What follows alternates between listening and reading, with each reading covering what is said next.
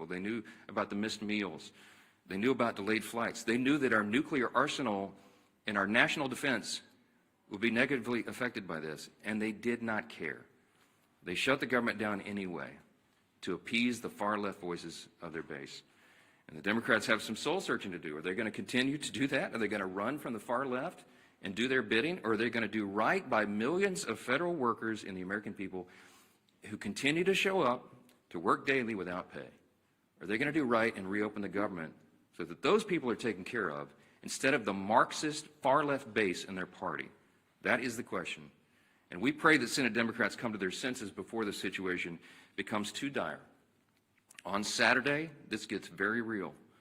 SNAP benefits will stop flowing to all those who need it. You're talking about tens of millions of Americans at risk of going hungry if the Senate Democrats can continue this gambit. Instead of taking a simple vote to fund the government, which Senate Democrats have now had more than a dozen opportunities to do, Democrat attorneys general are suing the federal government to try to compel SNAP benefits to flow despite the government being closed and despite the fact that there is no money to do that. Congress hasn't authorized that. The contingency fund for that was something they batted down when the Democrats decided to vote against the CR and shut the government. For Democrats, there's a much easier option on the table. Just go do your job and fully fund all these programs and all these categories of people by voting for the CR. That's it. You don't have to do anything for Republicans. Just do your job for your constituents. Until Democrats recognize the pain that's gone on for so long, Republicans will be in their districts helping their constituents clean up the mess that Democrats are making and help them make ends meet and help them find the assistance, the food assistance and all these other things that they're going to have to rely upon. And joining us this morning to discuss the Democrats' shutdown impacts on our national defense and on foreign affairs is our great chairman of the House Foreign Affairs Committee and a decorated veteran of the U.S. Army, our good friend, Chairman Brian Mast. Brian? Thank you, Speaker. I think everything going on, it really puts an exclamation point on the fact that we have the greatest population anywhere across the globe. I do want to start just by saying thank you to all of our workers. We have workers whose lives are being very literally affected, and they're still coming to work every day. Those are really big, amazing people. That's our American workforce. So I just want to start by saying thank you to them, all of our TSA workers, all of our air traffic controllers, our ICE, our CBP, our State Department people that I deal with, and to put a point, maybe moving to State Department, because that's what I deal with the most, about the very serious stakes of what is going on right now. Not just with people's lives and them not being able to pay their bills, but with what's going on across the globe. To juxtapose these positions, we have President Trump in Asia right now, very literally trying to make sure that the United States of America is not cut off from rare earth minerals or other things, which is what China is literally trying to do. That's why there was a threat of another 100% tariff, because China was sending around letters saying, all you neighboring countries don't sell to America. So the president is abroad trying to protect our homeland. And we have Democrats here at home doing everything that they can to weaken our homeland. That's a difference of values.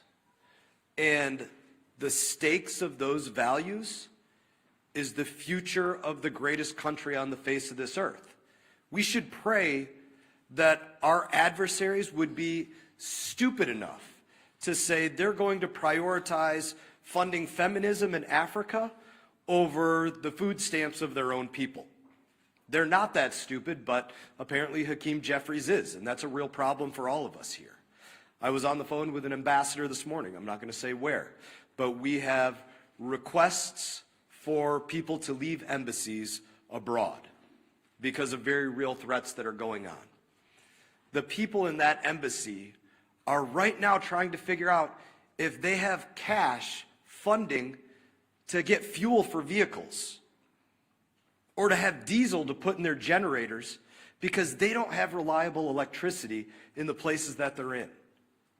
Those are the real world consequences. While they're also worrying about their paycheck isn't coming in Can their family back home buy groceries, pay their bill for student loans, pay for the fuel to get their kids to school, or the tuition at their children's school, or all the other things that they have to worry about while they're worrying about, can they even get out of country? So those are the difference of values. I guess I would close it by saying this. We need 5 Democrat senators to pull their heads out of their asses and go work for the United States of America. Thank you, Chairman Mast. Thank you for your service to our country and for keeping the focus where it needs to be on making sure America stays strong in the midst of turbulent times. And, you know, what's so sad about this shutdown is that we don't need to be in these turbulent times. It was a self-imposed wound that Hakeem Jeffries and Chuck Schumer have imposed on the country. And if you look over this last month of the shutdown, you've seen Democrats literally playing a Dr. Jekyll and Mr. Hyde game with the American people. On one hand, they'll try to say, it's not us, it's the Republicans.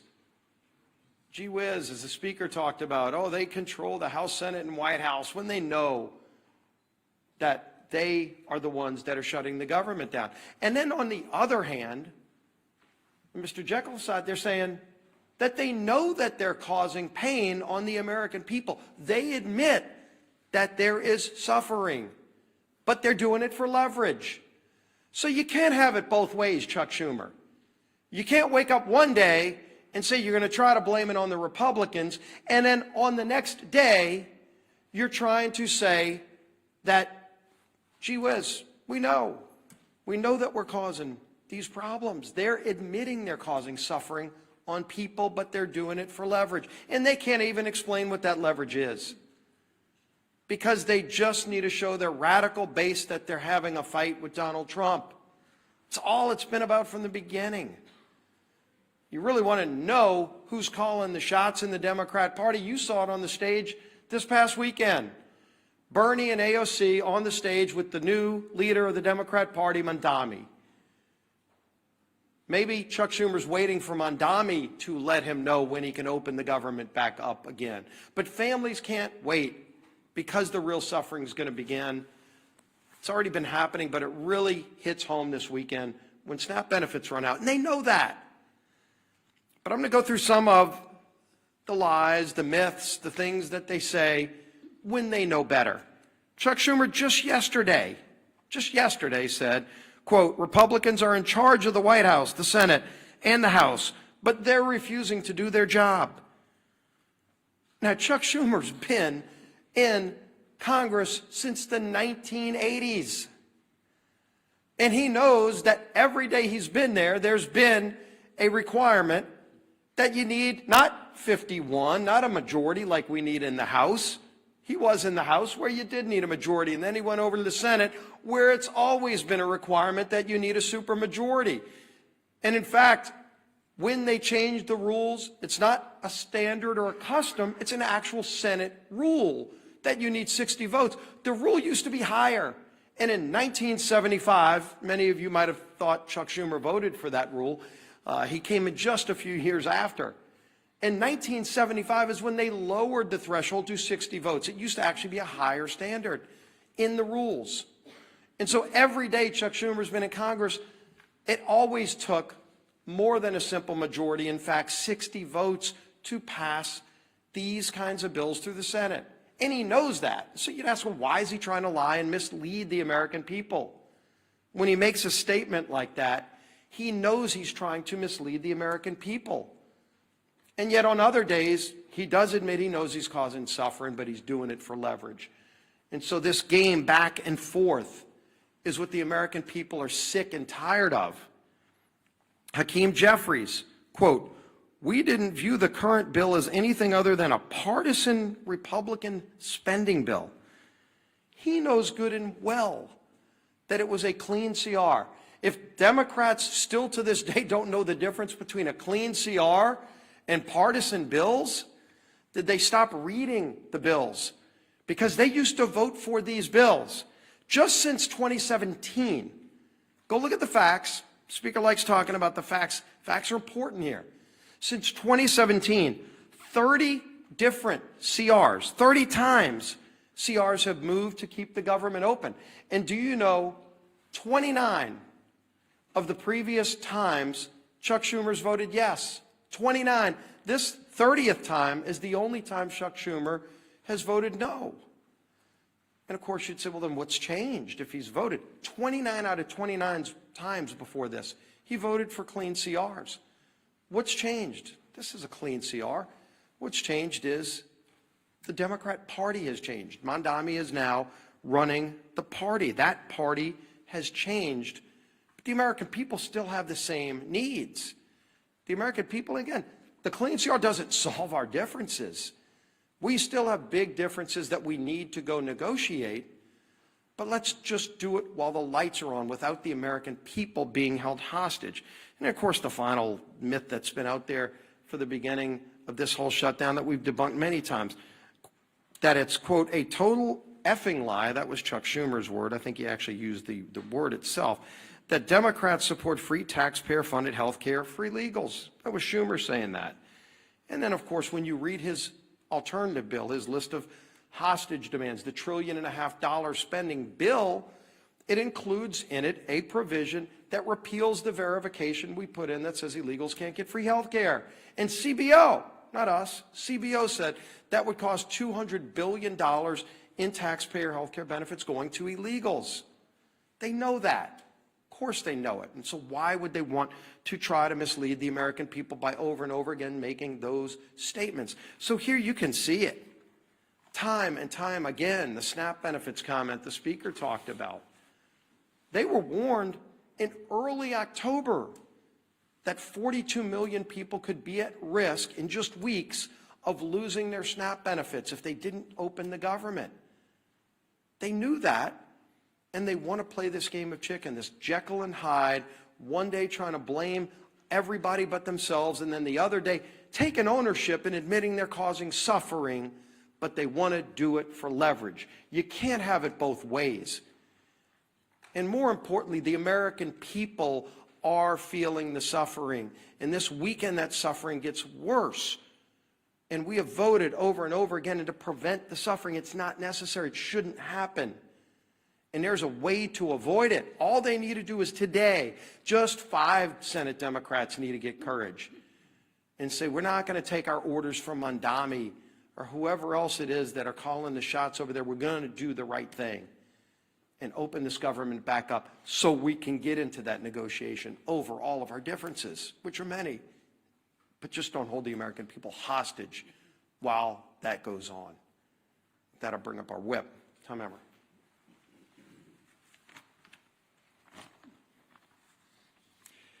The Democrats have no leader, no vision, no message.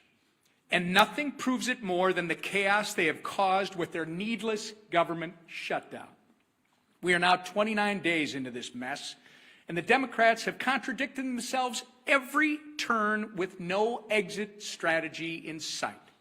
They've tried to make their shutdown fight about health care, while simultaneously demanding that we cut $50 billion in rural health care and give taxpayer-funded health care to illegal aliens. Not to mention the Americans who are suffering right now because critical health care services have been put on pause due to the Democrats' shutdown charade. On the issue of SNAP, Democrats are bending over backward to oppose Trump, using taxpayer dollars to fund frivolous lawsuits. Meanwhile, they are the ones causing people to lose their SNAP benefits by refusing to reopen the government. Remember, all of this could have been solved in a matter of 5 minutes by 5 Senate Democrats if they would do the reasonable and right thing by supporting our clean CR. The same CR that they supported just 6 months ago, and as we've said over and over, that they passed 13 times under the Biden administration. But instead, they'd rather run in circles, tripping over their own feet in the process and hanging their constituents out to dry. Why? In order to attain political leverage and score points with the radical Mamdani and Omar Fata supporting that, by the way, for those of you that don't know, is the Mamdani of the Midwest, Omar Fata. supporting that wing of their party. Take it from the party who essentially wrote the government shutdown playbook. It doesn't work. Shutdowns achieve nothing but hurt everyone. So enough with the political games. Pass our clean CR and let's reopen the government for the people that you were elected to serve.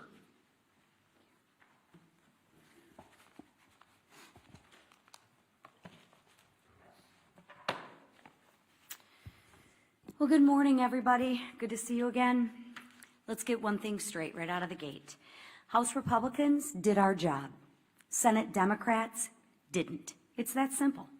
More than 1 month ago, under the leadership of Speaker Mike Johnson, the House passed responsible legislation to keep our government, your government, open. Meanwhile, Senate Democrats voted again and again to keep it shut down. So before anyone throws around cheap insults like one Democrat member did on social media this week, and I'll just read it.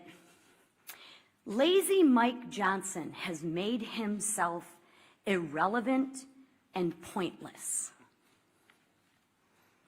You know, I always find that funny.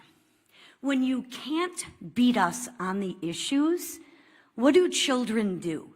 They personalize it.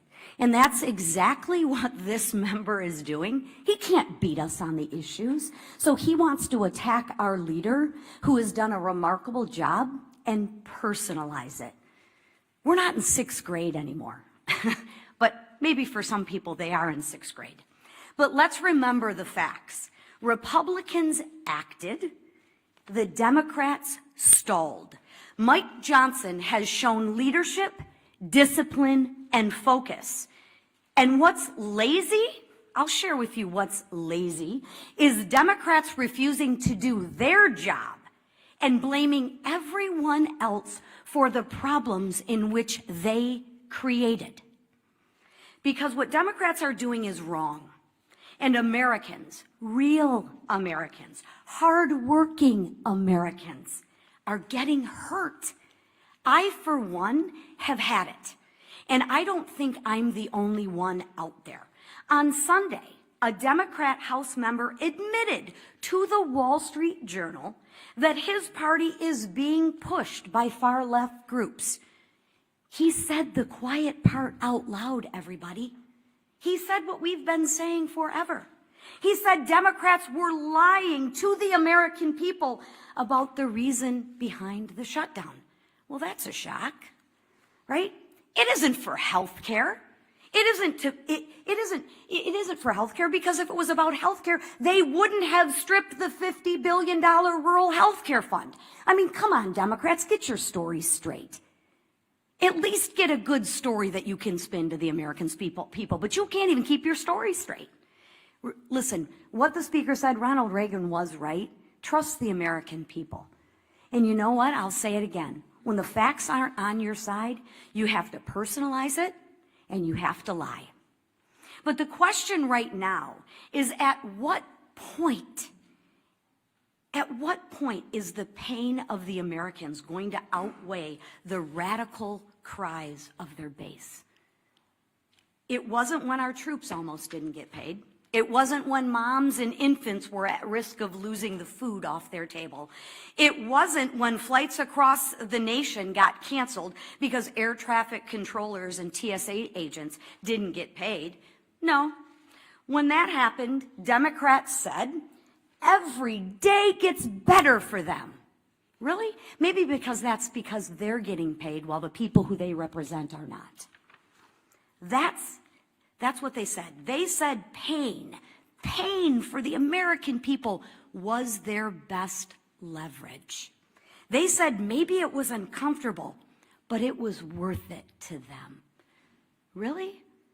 Think about that. Let that settle in. Let that just sit for a minute. So now I ask, will it be enough pain this weekend when 42 million Americans lose access to food on their table? Will it be enough when 2 million Americans miss a paycheck? What Democrats are doing right now is absolutely cruel, but it's also dangerous. And I think Chairman Mast spoke very well on this issue, but let's build on that. When our skies aren't staffed, when our borders aren't secure, and when our troops are at risk of missing a paycheck, that is not a political strategy. That is a national security threat. Enough is enough. Americans do not want to be used as leverage. And they don't want to be used as leverage for another $1 trillion of wasteful spending. They work way too hard for their paychecks. They want relief, they want leadership, and they want results. Democrats, please, I implore you, do what's right. Democrats, do what's right. End the shutdown. End the suffering for the American people. Stop, as you say, leveraging the pain. Vote for the Clean CR funding bill and let America move forward. Thank you. All right, questions? Manu, go ahead. Given how dire the that you expressed for so many Americans right now, how do you justify the administration giving this big, massive bailout to Argentina, as well as calling for an increase in beef imports from Argentina? Look, we give foreign policy, the execution of foreign policy to the executive branch, and that's what the president is doing right now. There's lots of nuances about that. He's involved in negotiating trade agreements around the country to the great success and benefit of the American people right now. Dozens of them being worked out. He's overseas right now doing the same thing. And what he accomplished in Japan is a remarkable thing for the American people. And by the way, they've agreed to invest $550 billion into America, and that's good for everyone. So I can't get into the nuances of every single trade agreement with every country around the world, but we're going to trust the president to do what he's doing. He's had a remarkable track record of success for the American people, and nobody in this room can refute it. So I'm going to leave it right there. Chad, let's talk about the government shutdown. It's the main important thing right here. Chad, go ahead. Can you talk about some of the members in, excuse me, can you talk about some of the members at your conference who have expressed concern about the House being out, or saying that this has gone on, too long, we need to maybe have another CR or take another approach or do something on healthcare? Yeah. Can you talk about what that is like and some of the things that you're hearing from your members who are saying, this is really going on? Well, you all know what I'm hearing from my members because our calls are leaked every week, and we had a conference call with almost everyone yesterday. By our count, there's about 3 to 4 members of the House Republican Conference who have only mildly questioned working in the districts as opposed to being here on the floor. And we talked through that in as much detail as we can on a call that I know is being printed on the front page of all the papers the next morning. But I can tell you that 99% of all the Republicans in the Senate and the House heartily agree with what we are doing. They understand the most important thing and the most important function and the basic and most simple thing that government must do is keep its operation going for the people. That is the first job of Congress.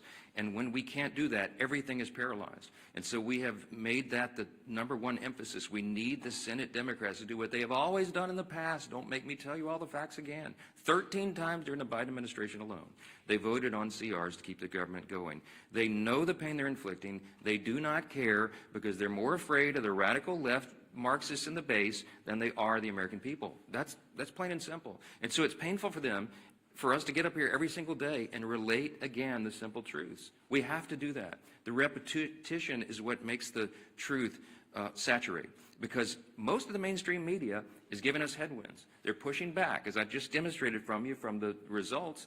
The research proves what we know intuitively, that the mainstream media, most of the legacy media, is parroting the talking points to the other side. You are not asking Chuck Schumer the hard questions. You're not asking Hakeem Jeffries the hard questions. Not enough of them. They're hiding.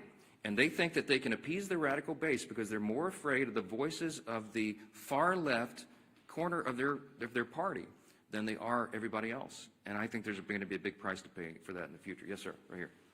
Collision News Service has tracked 5 different instances in the last few weeks. DHS or ICE agents apparently, or the Twitter to support, shooting Christian clergy with pepper bullets, pepper rounds, and rubber bullets. There was viral video of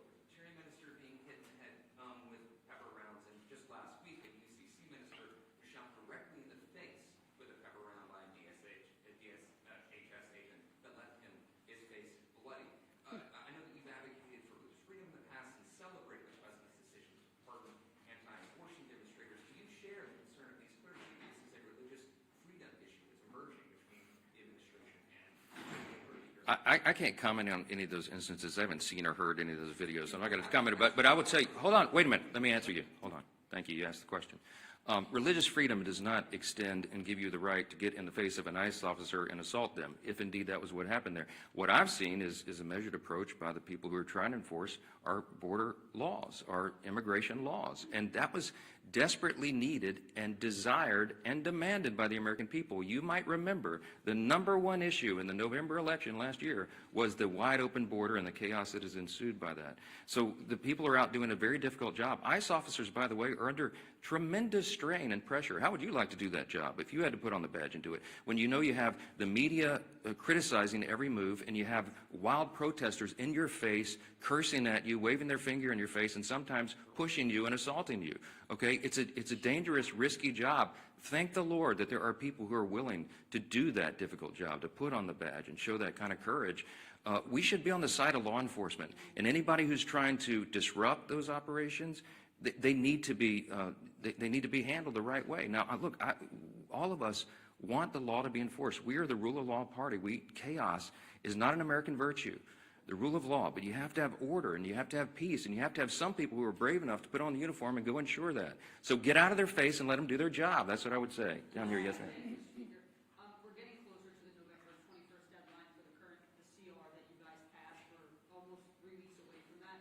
Is it time to bring the House back to pass a new CR with a new date? Is fewer than 3 weeks enough time to finish appropriating? Wouldn't that be a futile exercise when we have a CR that's been sitting over there since September 19th? If I brought the House back and we passed another CR, it would meet the exact same fate from Chuck Schumer. He would mock it, they would spike it, and they would try to blame it on us. So what would be the point of that?